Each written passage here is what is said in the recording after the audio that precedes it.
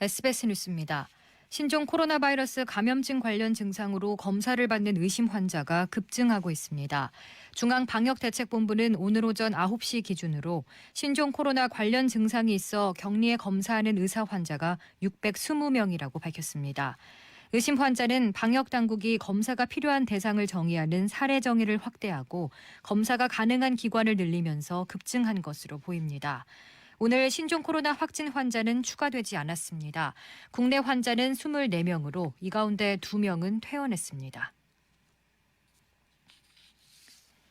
신종 코로나 바이러스 감염증을 진단하는 검사 대상과 검사 가능 기관이 늘어난 첫날에 이전보다 3배 이상 검사 건수가 증가한 것으로 파악됐습니다.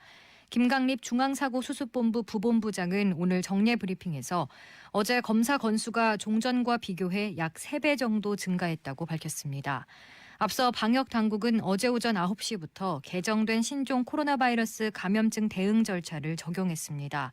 김 부본부장은 현재는 하루 3,000건 정도 검사가 가능할 것으로 판단하고 있지만 조만간 5,000건 정도까지 확대될 수 있을 것이라며 현장에서 의료진의 판단에 따라 검사가 이뤄질 수 있도록 협조해달라고 당부했습니다.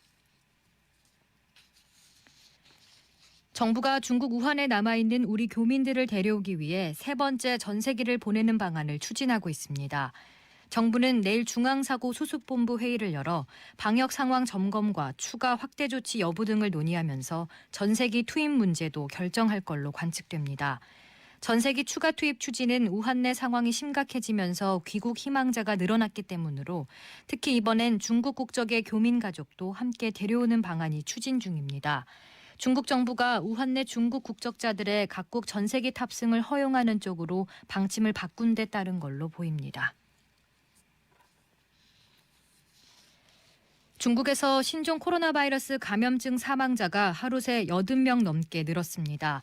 중국 국가위생건강위원회는 오늘 0시 기준으로 전국 31개 성에서 신종 코로나 누적 확진자가 34,546명, 사망자는 722명으로 집계됐다고 밝혔습니다. 어제보다 확진자는 3,399명, 사망자는 86명이 증가했습니다. 하루 사망자 수는 지난 5일과 6일 이틀 연속 70명을 넘어선 데 이어 어제 처음으로 80명을 넘어섰습니다. 감염증의 진원지인 우한이 포함된 후베이성은 어제 하루 동안 확진자가 2,841명, 사망자가 81명 늘었습니다. 중국 전역 확진자 가운데 6,101명이 위중한 것으로 파악됐습니다. 신종 코로나 바이러스 감염증으로 중국 우한에서 미국 시민 1명이 사망했습니다. 주중 미국 대사관은 60세의 미국 시민이 그제 중국 우한의 한 병원에서 신종 코로나로 사망했다고 밝혔습니다. 신종 코로나 발병 이후 미국인이 사망한 것은 이번이 처음입니다. 또 폐렴 증세로 우한에서 입원 치료를 받던 60대 일본인 남성도 숨졌습니다.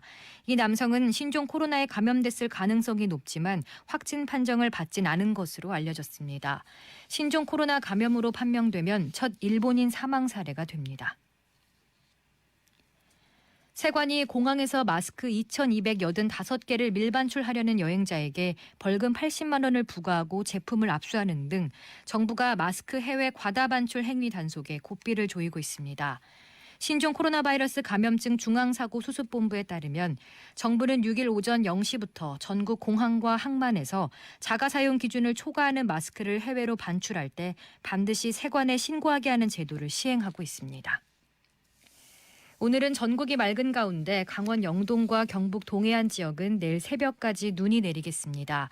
예상 적설량은 강원 동해안은 3에서 10cm, 그 밖에 강원 산지와 경북 동해안은 1에서 5cm입니다.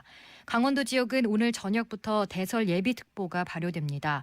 국외 미세먼지가 유입되면서 강원 영동을 제외한 전국 대부분 지역의 미세먼지 농도가 나쁨 수준을 보이겠습니다.